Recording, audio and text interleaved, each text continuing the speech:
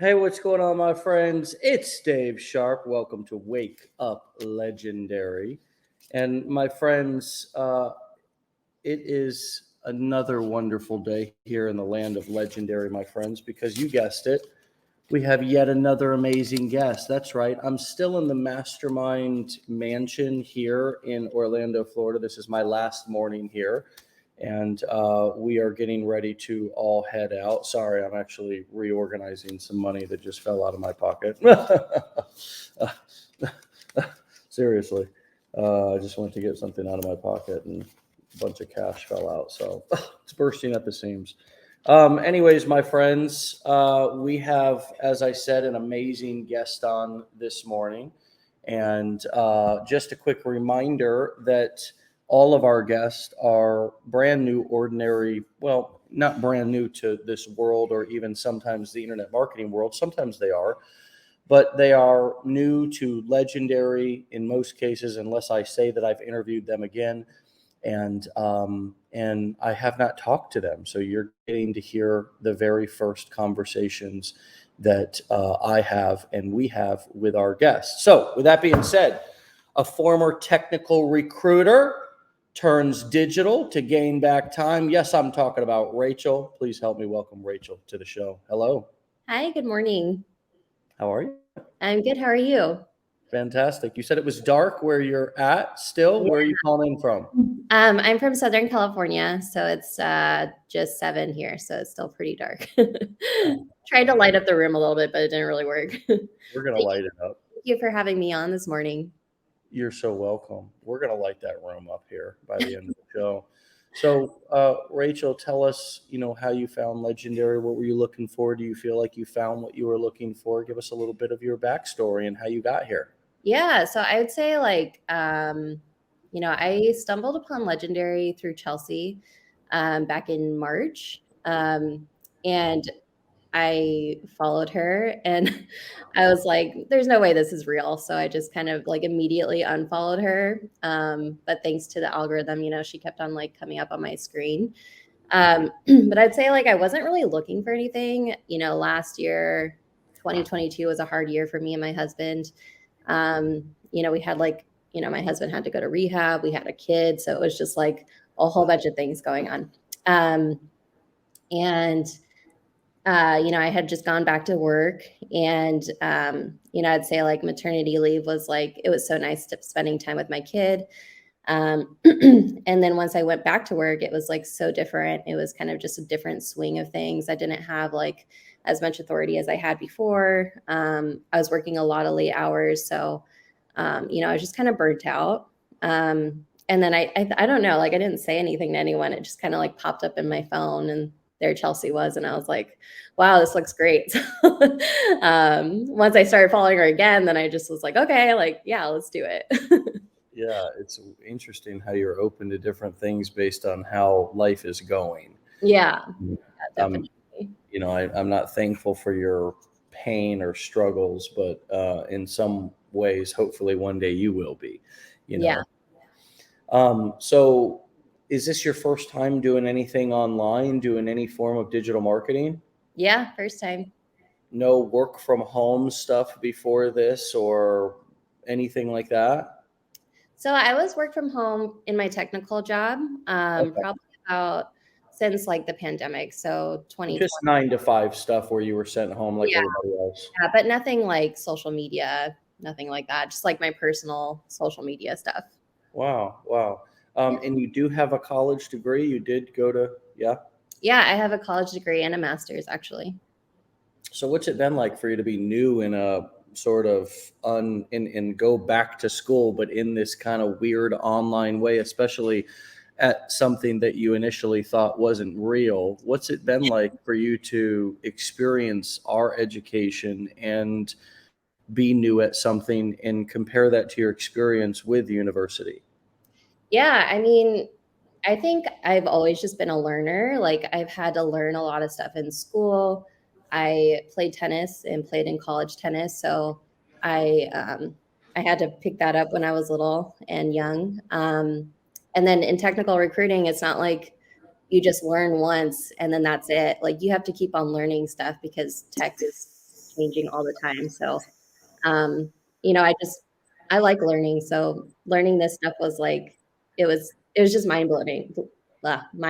So, yeah, I've enjoyed every minute of it. So when it came time, and you've gone kind of all in here. It looks like you bought our blueprints, and you're really kind of taking this quite seriously, which is Mhm. always fun to see from somebody who again, as you pointed out earlier, was very skeptical. Um, what's it? I mean, do you feel like you're starting a new career? Do you feel like this is more, although we talk about and use the term side hustle so often, do you really feel and do you now look at this as a second career? Like, what is your mindset now about this, and how has your mindset evolved from when you first were dipping your toe and seeing what it was all about? Yeah, I mean, yeah, this is definitely my career. Like I'm no longer at my technical job. I got let go back in August. I mean, that Mm. wasn't planned, but that's just Congratulations. yeah. So, I think that that was kind of just a blessing in disguise because I felt like things just kind of really picked up in my online business since then. So, I started growing a lot. September was like a really good month for me. And so, I started at like 1,000 followers in August, and now I'm almost at like 8 or 9,000 on Instagram. So it's definitely been growing a lot. But I feel like in my life, it just kind of like, you kind of just move from career to career. But I feel like this is something that I'm like, totally invested in. It's so nice to like have that freedom and flexibility to be with like my kid. And that's like the ultimate goal is to, be more present in his life. Mm. Um, but yeah, I mean, I've been through a lot of careers. Like I was a tennis coach, then I went to enterprise, then I was a technical recruiter. So yeah, this is like it for me. Awesome. Yeah. Awesome. Um, well, that I love that so many professionals are coming into our world now, of internet marketing and digital marketing. It was only just a bunch of us vagabonds there at one time, who were kind of looked at as and derelicts, internet derelicts. We were sort of, the coffee shop bums and the people who, wore flip flops and tank tops, and there was the corporate world, and then there was the underground internet marketing world. And here we are really converging upon each other, and the pandemic was a huge catalyst for that. Yeah. um, how did the pandemic change the way that you saw the future, the way that you saw job security, the way that you saw the need for technology and to be familiar with these different mediums and platforms like Zoom and things of that nature? I mean, as a professional, as somebody with a master's degree, all the things that society, I mean, in all respects, you're well qualified to have an opinion. Um, what did you learn from that as a former corporate woman in terms of how things are changing? Yeah, I mean, so during the pandemic, I know like a lot of people were losing their jobs. For me, like the opposite kind of happened. I grew in my career like a ton. And it was like the highest point in my moment where I was making a lot of money. So I was making great money at this job, but I did work in mortgage. So at the time where most companies were laying people off, mortgage was doing really well. And so now mortgage is not doing great. But so that's kind of why, I got let go. But um, yeah, I'd say like the pandemic definitely changed everything because I wanted to be home. I didn't want to go back to work. And they wanted us to go back to work like 2 or 3 days a week. And I was just thinking to myself, like, I don't want to do that. I don't want to leave my kid at home. I like won't see him in the morning. I'll see him for like maybe 2 hours at night, and then that's it. Yeah. Um, Not only that, like somebody else is going to be raising my kid. Like that just didn't settle well with me. Um, so yeah, it's definitely changed my outlook on everything. Even becoming a mom obviously has changed my outlook on a lot of things. Yeah. Yeah, we don't know what we don't know. That's a great example of we don't know what we don't know. We just are Yeah. moving along, going to our job. It's all fine. We don't have a problem really with somebody else raising our kid or kind of going there, hanging out at the office for 8 hours a day, sitting in traffic for two. But then once we get a taste, because that's just what we were told growing up was the pinnacle of life. So you Yeah. sort of look around and you say, well, everybody else is doing it, so it's not that bad. But we kind of suck it up and say, this is life. That's life. Life's not fair. But then we get a little taste of freedom, of Yeah. being not answering to somebody or not going in and clocking in and being able to be with our kids throughout the day and just learning how to manage and realizing for the most part that many of the jobs that we're going into the office doing can be done from home. Yes, they can. Can be done from home. And I'm reading more and more articles and interviews now where CEOs are saying that, people can't work at home. They're incapable, all of these. And, we just had a student mastermind, but also a team mastermind the last 3 days here. And I did nothing but praise our team over and over and over and over again for proving that it can be done, for being self-starting and responsible and working together. And we have nearly 200 people who are all around the world Yeah. who are working from home in a team environment, not just as solopreneurs. We're working together. And not to mention all the people inside of our community who are learning these skills. I mean, we as a company are eating our own cooking. Yeah. Our people are living the laptop lifestyle, if you will. And so people are still swallowing this pill, but we're definitely not going backwards. Yeah. We're definitely not we're not going to get to a place to where all the people who just went through being home, and though it was tough, it was enjoyable, are going to go, you know what? I really actually love being in the office more than I like being at home. I just don't think we're ever going to go back to that. It's going to take like multiple generations to get back to that. And I think we're going to have moved on. So in other words, these skills of learning how to navigate the internet, how to monetize the internet, how to use social media, I think are skills that we all need to learn, whether, my friends, you learn them here at Legendary or not. You're not going to hurt my feelings. You're not going to hurt our feelings. It is what it is. Learn them. Just learn them. And if you resonate with our community and what we're talking about and 830 interviews of real life successful people that are doing it, then, take the plunge. Let's talk about you taking the plunge. You went to go start creating marketing content. What was that like for you to get on video and start to put yourself out there? And what sort of limiting beliefs popped up in your head that you've had to overcome? I mean, I think everyone goes through this. I think everyone's just like scared out of their mind to like be on camera. I hated it. But I think after you get like the first 3 videos out, it's really not that bad. It's like it kind of just flows after that. And I feel like it just got so much easier. It's just like, it just became like a routine in my life. It's like just like brushing my teeth or like getting ready for the day. It's just become so just like a natural routine. Wow. Interesting. So did you have any uncomfortability seeing your face, hearing your voice? I mean, did you find yourself editing and re-editing and re-watching and critiquing videos to the point to where it drove you crazy? And have you overcome that now, or has that gotten easier? I think the first time I shot a video, I think it took like an hour for like a talking video. But now it's gotten a lot easier. And I'd say like before I would like do a lot of edits and like go back and, I don't like that video, so I'm not going to post it. But now I'm just kind of like, well, whatever, we'll just post and see how it goes. Yeah. Well, and I think one of the biggest concepts to understand here is that nobody can really tell you that something's going to be successful except the marketplace. Yeah. And by the marketplace, I mean all of the people who are out there who are going to be receiving and responding to your marketing.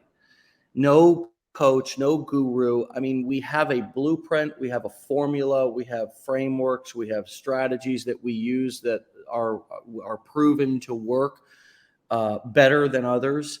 You know, if you want to have an email list that you can follow up with people, which in my opinion is way smarter than not having one, that you can follow up with people and continue to monetize and continue to send more. Well, there's a certain framework and formula for doing that, right?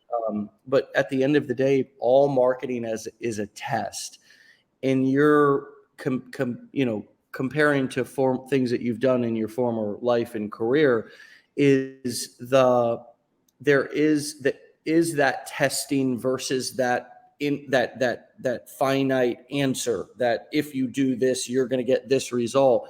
How have you embraced the marketing is a test approach and not gotten so caught up on staying stuck and having to have somebody tell you exactly what to do to get a perfect result?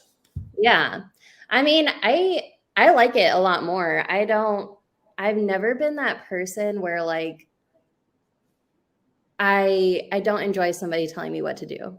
So I like testing and I like trying new things. Like one of my videos that went viral, I had posted it once, it got like 400 views. I posted it another time, it got 16,000.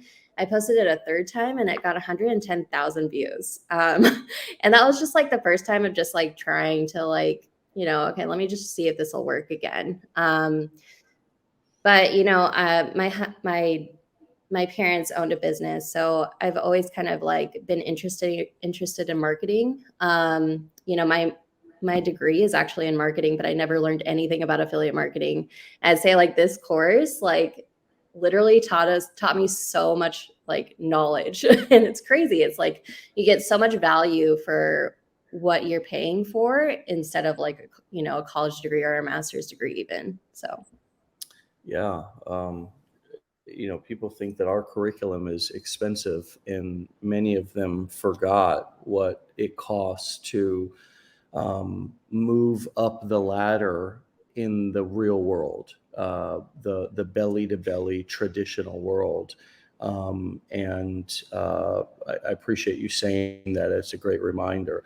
So let's talk about, Instagram. This seems to be your favorite platform right now. Yeah. And where a lot of our marketers in our community are putting a lot of their attention.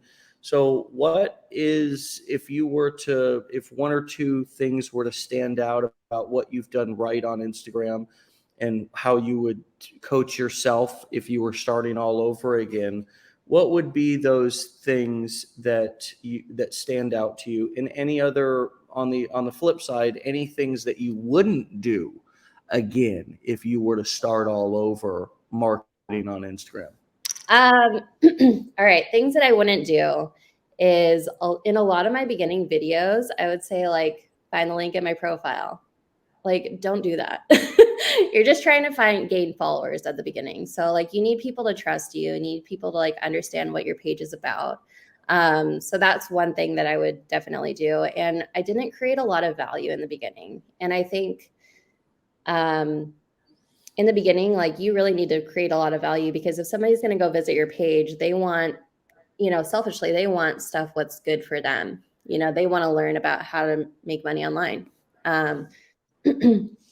But things that I've done recently that have kind of boosted my follower count is adding keywords. So like if my video is about side hustles, like I'm going to put side hustles in the talking video at least one or two times. I'm going to put it on the words on the screen.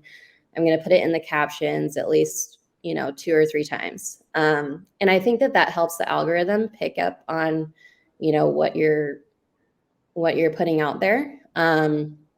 And then I'd say like the other thing is like I started in the beginning of my videos, instead of like going right into what I'm talking about, I tell them like, hey, follow me because, I post about these three things, or save this video for reference because, I don't wait until the end of the video to say that. And I think that has added to my follower count. Interesting. Interesting. Interesting. Giving them a call to action at the beginning of the video versus at the end. I actually do it twice. So like in the beginning and at the end. Okay. Also great point. We were just in the mastermind this weekend, and we had Caroline hanging out, and Becca and Chelsea and Phil and Kelly and M Walcott and all the people, many of whom many of you know. And one of the things that stood out, I think, from Chelsea's talk was, get not really just telling them to follow at the beginning in that growth phase, building your follower count. Many of you don't have a lot of followers at the beginning, nor did anybody else when they started. That's a hilarious question that I've seen asked often, is how many followers did you have when you started? And 9.9 out of 10 people who started a brand new profile and just built it up from the, and then some of them have had their profiles deactivated because that's just the land of the wild, wild west internet, where sometimes when you're getting tons of traffic and tons of traction, something may happen with your profile, who knows what, and you may lose it. But because they know how to build followers and gain followers fast, and they know how to drive traffic, the amount of followers that they have is not irrelevant, but it's not even as important, because you're always looking to get in front of new people anyways. And for those who do follow you, they're just seeing your stuff over and over again. And that is helpful for them to re-see it. And as you talked about, Chelsea, at the beginning of the video, to have a second look, a third look, a fourth look. Mhm. So how do you then drive people into your funnels, and how do you get people to opt into your landing pages? There's the growth phase, there's the sales phase. Mhm. How do you go from just building followers to then also generating leads and sales? Was there a certain point in which you started directing them more to your link? Do you talk about it more once you've built a certain amount of followers? Talk to us about the difference for you between, gaining followers and actually generating leads and sales. Yeah. So if I'm doing like kind of like a growth video, at the end, I'll ask them to comment below if they want my free guide. And then once they comment below, then I'll send them a message. And I think that that's really helped on conversions. And then I also kind of switched up like the way that I'm strategizing posting. So I post 3 times a day. Usually the first video is either like a side hustle or a way to make money online. The second video is always educational. So it's always about affiliate marketing. And then the third video is it's a talking video. And so it's either, a side hustle or, more educational on affiliate marketing. So I think that that's definitely helped to, bring in more conversions, because like they're getting a lot more value in the second video of knowing like what that is. And the third video is really to try and get people to, follow me. Since I feel like most of my viewers are viewing videos at night, that's when I want to grab all those followers. You're also giving them 3 different looks throughout the day of different types of content. Mm-hmm. You're giving them more of as you said, side hustle, or just more generic. Then it's more specific in that midday video, and then it's trust building, Mm-hmm. and you're talking to the camera. I think that's a wonderful combination, and it also gives you a routine. Let's talk a little bit about how you found your groove. Sometimes people start working from home, or of course, especially if they still have a job and they're trying to fit things in. How are you managing your time? What does your day look like? How have you found your routine? I mean, obviously you just gave us your posting routine. What Mm-hmm. other routines or grooves have you found that have helped you to manage your time and feel like you're, not spending all day on your phone or in front of your computer? I mean, just tell us how you're navigating this and setting boundaries for your own self to be able to find some time management when really you could be doing this all day or be doing nothing at all. You're really in charge of your schedule. Yeah. In the mornings, I usually wake up before my kid, and I do like a little bit of manifesting. So I do the 5-5-5 method, which I grabbed from Becca and Caroline. It's super helpful, but it just kind of gives you like that positive mindset going throughout the day. And then most of the day, I'm either running around doing errands. I'd say until like 12, and then I usually only create content on Mondays and Thursdays, because my son's at school. So Mondays, I do like a bunch of videos. I do a lot of batching. Same with Thursday. And then at night is when I just edit them. Wow. So Yeah. you're only creating content literally on 2 days out of the week. Mm-hmm. Wow. Wow. Wow. Wow. That's really something. Yeah. I mean, that is mind-boggling to think. Of course, you mentioned the 5-5-5 method.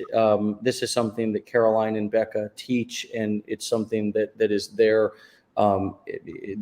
proprietary information in a sense. But can you just give people what does that mean? I mean, what is it at a very high level? Yeah. So basically, you write down what your goal is. So, for instance, like if you're trying to get your first commission, you'd write that 55 times every day for 5 days. Um, and I actually kind of I created like a higher goal. So like more unachievable. I don't know if they recommend that, but I did it. And so I'm going to do that for 55 days. But it definitely like just helps you stay positive and it just kind of gives you like the right mindset, because it can be like daunting sometimes when you're not getting commissions or you're not getting a lot of followers. So you kind of have to always have like that positive mindset, like it's going to turn around, it's going to happen. So yeah, I think that's definitely been so helpful. Okay, so it's writing something 5 times or 55 times Oh, for 55 5. times for 5 days. Wow. Wow, that's some serious handwork. Yeah, it hurts your hand after a while. So I mean, that's sort of a written affirmation. That's the manifesting that you're talking about. You're sitting there, you're writing something, you're basically training your brain to believe that. Tell me how do you write something out in a way that helps you to believe it? Is it, I am on my way to earning my first commission? Like, how do you manifest? And of course, it could be if you're doing this 5-5-5 method, or if you're just talking to yourself and learning and training yourself to talk to yourself in a new, more empowering way. How do you say that to yourself? Yeah, so like you want to put it in a way where it's already happened. So I'm Mm, so grateful I received my first commission today. I'm so mm, grateful I received my first commission okay. over and over and over and over again. I love making $10,000 a month. I love making $10,000 Yep. a month. Making $10,000 a month is easy. Making $10,000 a month is easy. Money flows to me effortlessly.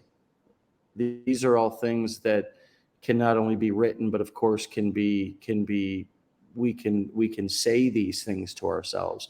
Mhm. How has that changed the way in which you talk to yourself? I mean, are you acting as if you're already a millionaire? Like, are you like how, and I know that sounds funny, and I'm not talking about walking around like, throwing hundies around and just being irresponsible, but I'm talking about the way that you carry yourself, the way that you speak to yourself, the way that you allow others to speak to you, like the little things, like receiving compliment, like how are you changing the way that you, not only you laid out the 5-5-5 written manifesting method, but how are you affirming yourself, validating yourself, and acting as if you are, that you already are successful versus waiting until you actually are? And that's hard to kind of bridge that gap, because it's like you sort of have to develop the confidence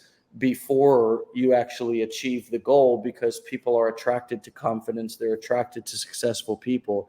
And Mhm. so there's this element of acting as if. How are you doing that, and how are you manifesting in the verbal and physical ways, not just writing things out in the morning, as you said?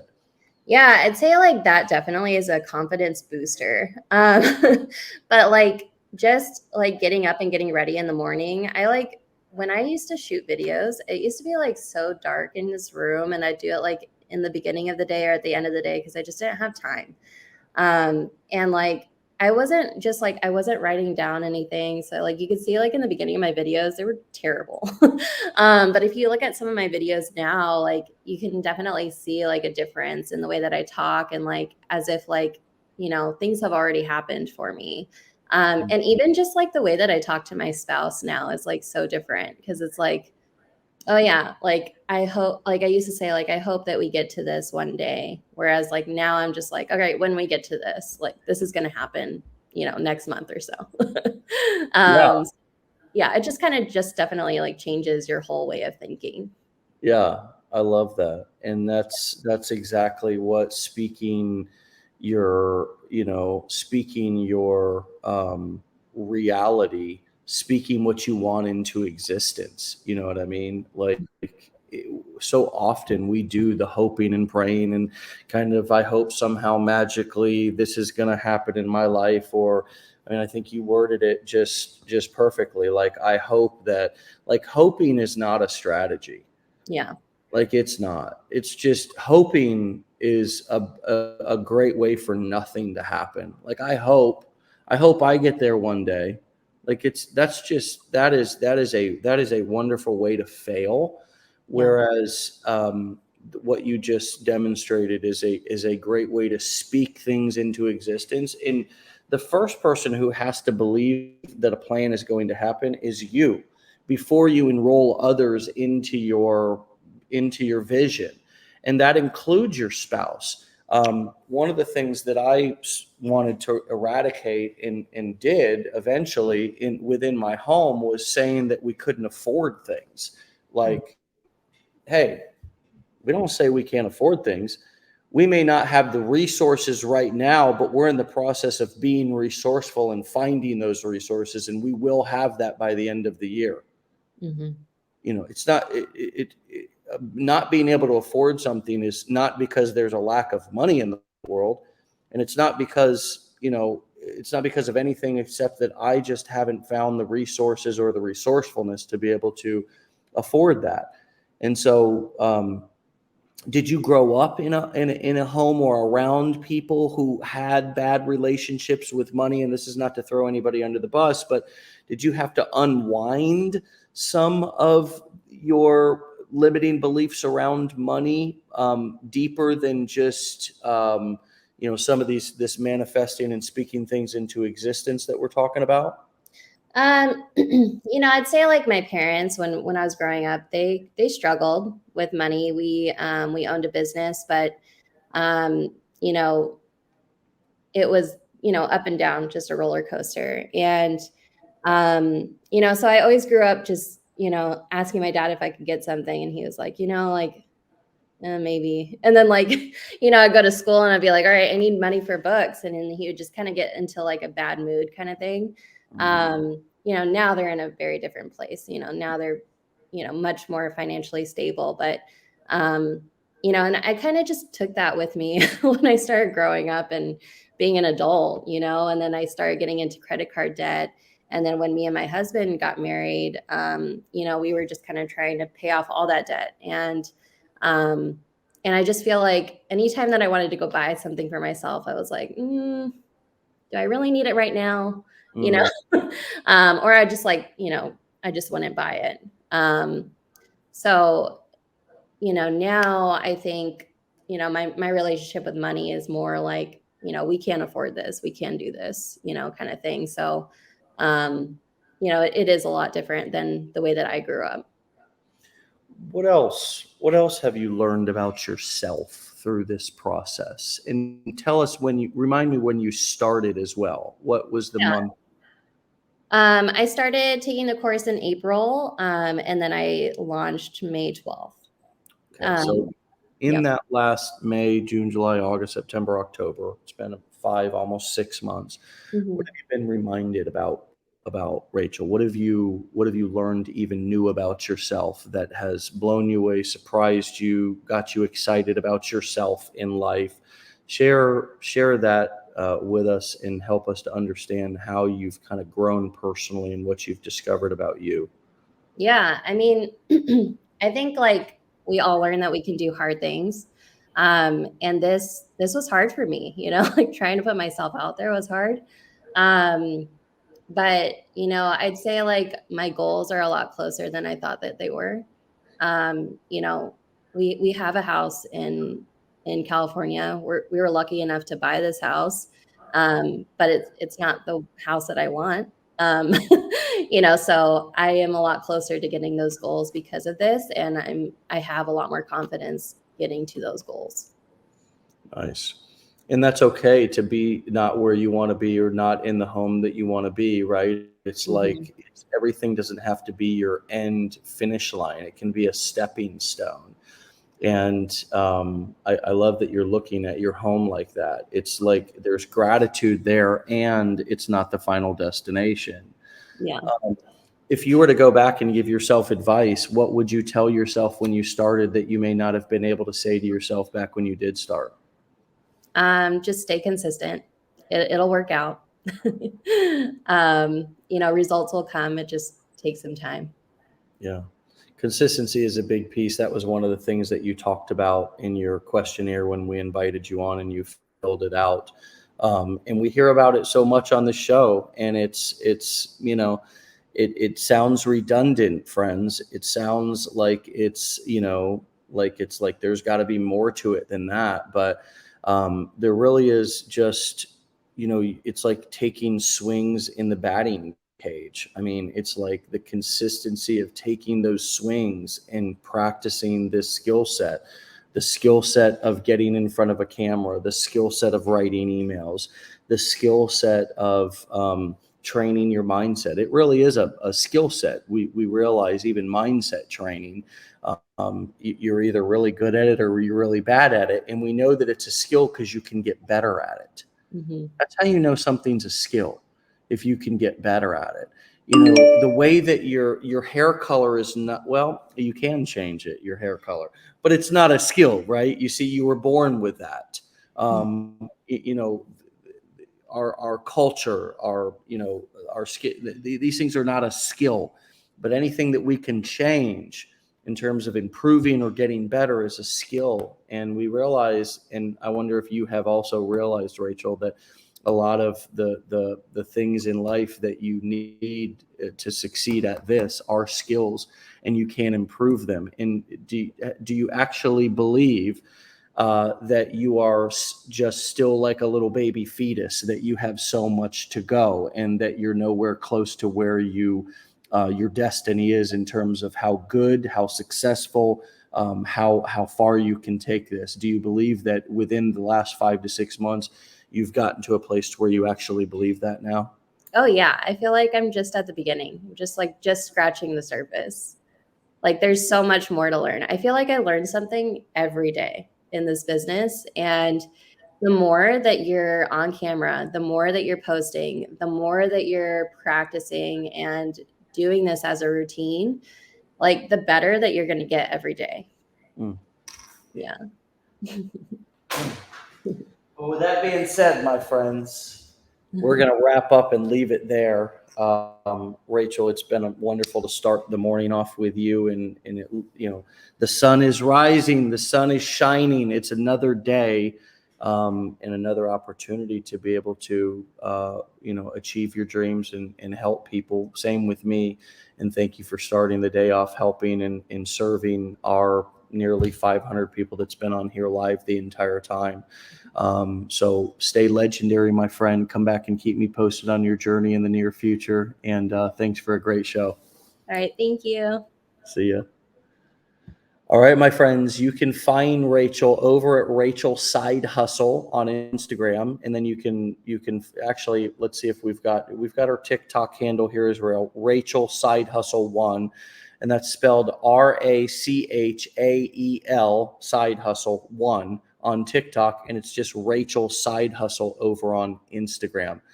My friends, if you want to get a text message reminder every time we go live in the morning, you can text WUL, the letters WUL, to 813-296-8553, 813-296-8553.